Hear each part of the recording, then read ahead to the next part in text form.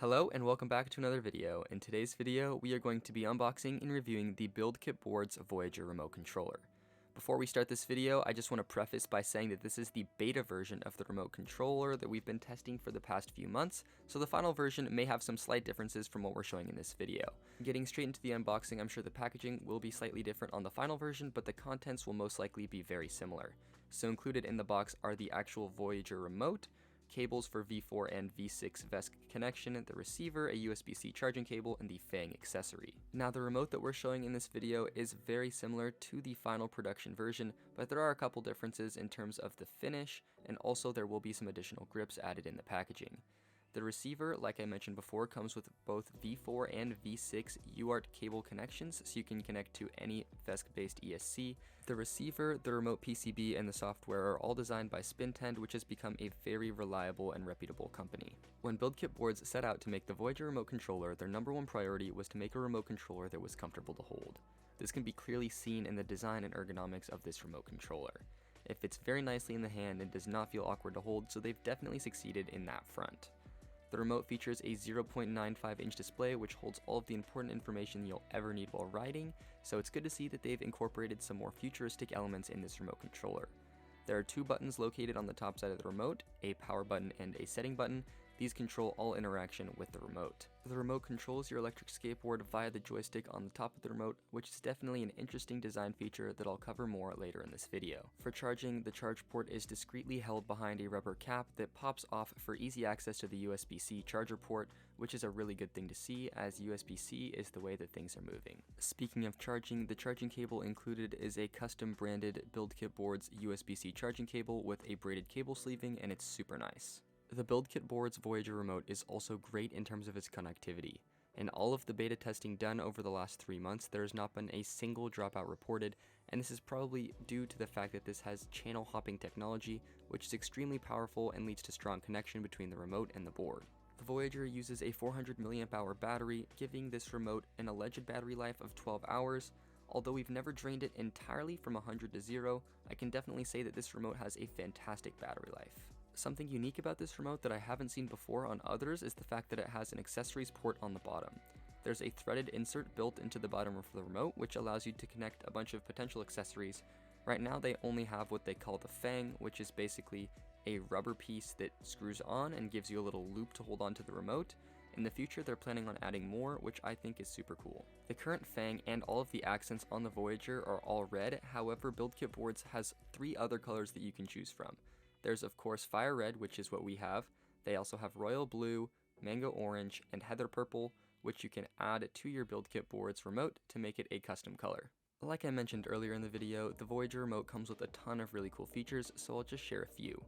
First of all, there's the usual 3 different riding modes, a low, medium, and high that you can set from the remote.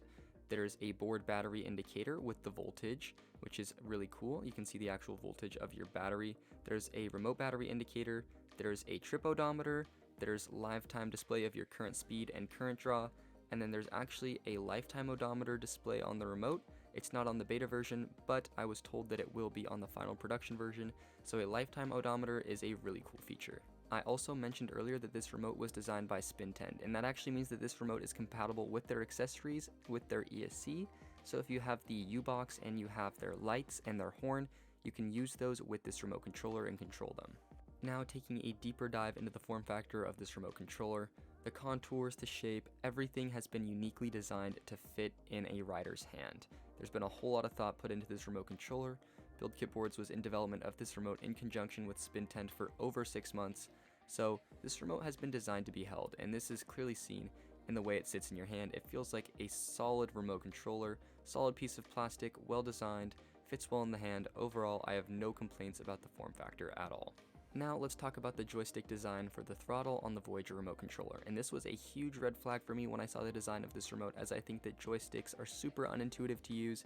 They make it a lot harder to control your board, and I'm overall not a big fan.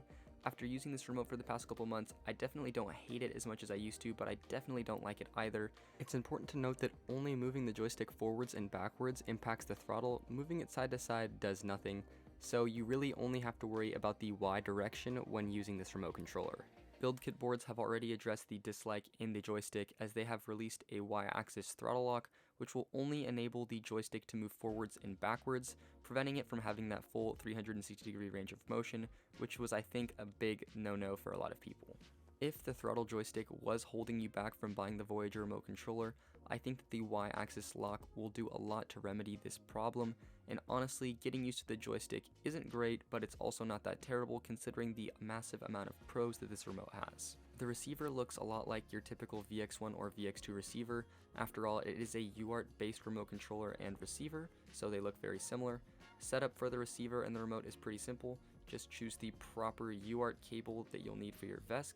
Remember, V4 and V6 have a different number of pins. Make sure to connect it up to the UART port on your VESC, and also make sure you have your app input set to UART, not UART and PPM, just straight UART, and then you can go into your remote and configure your gear ratio and other important settings, just as you would on the FlipSky VX2. The interface with the remote using the 2 buttons is really good, nothing too complicated and pretty straightforward to use. It didn't come with an instruction manual for me, and I was still able to understand how to set up this remote. It's very intuitive, so you shouldn't have any problems if you're looking for a simple remote controller to set up. The one minor issue that I do have with the interface is turning the remote off.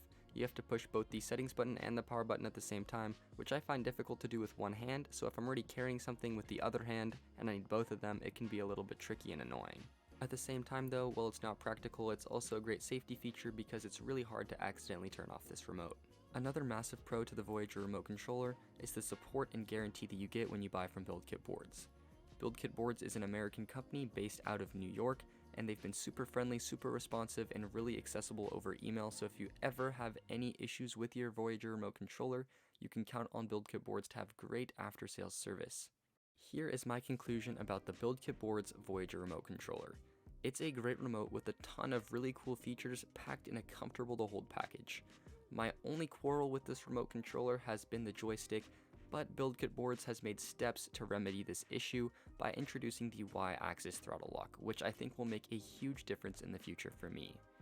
It's an expensive remote sitting at $130 right now, but I think that's warranted given its supreme reliability and connectivity, loads of features and comfortable package, and there's no remote controller on the market at the moment that holds all 3 of these traits like the Voyager does right now. That concludes our thoughts on the BuildKit Boards Voyager remote controller. Let us know what you guys think of this remote down in the comment section below. If you guys are interested in learning more about this remote, we will leave a link in the description below to the Voyager and BuildKit Boards' website. We would like to thank them for including us in the beta testing program. They did send us this remote for free, but they did not pay us to make this video, so all of these are our completely original thoughts. If you guys enjoyed this video and you want to see more like it, please consider liking this video and subscribing to our channel for lots of other DIY electric skateboard contents, builds, parts reviews, and other electric vehicles. Thank you guys so much for watching this video, and we will see you guys in the next one.